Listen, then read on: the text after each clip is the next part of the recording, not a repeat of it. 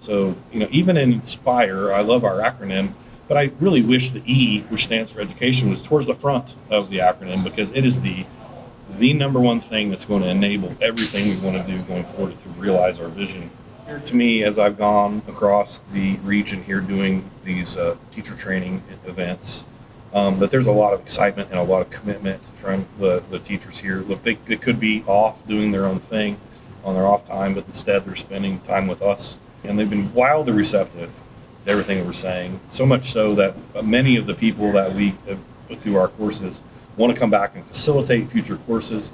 So there's a ton of excitement and a ton of commitment to this, and I've been very impressed by the reception. Jim and Carrie and Rabia and the LSI crew are the experts and have the capability and the expertise to actually do what I or FSU may envision that's going to be required to develop a workforce.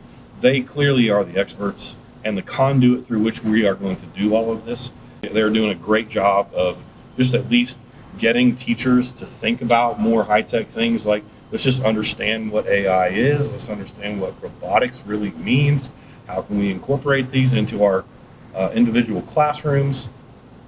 And it's been incredibly encouraging. But across the board, it's very clear to me that everyone's committed to this. The training exists, that the institutions already exist to make this happen.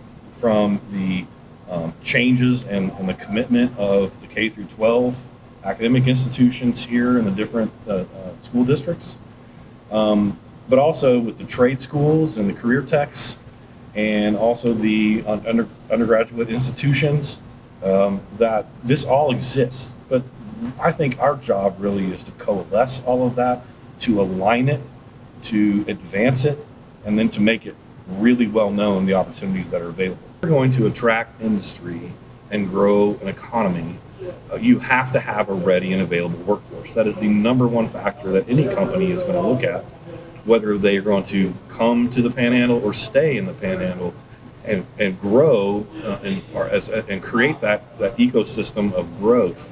We've got to develop a workforce, or attract a workforce and retain a workforce.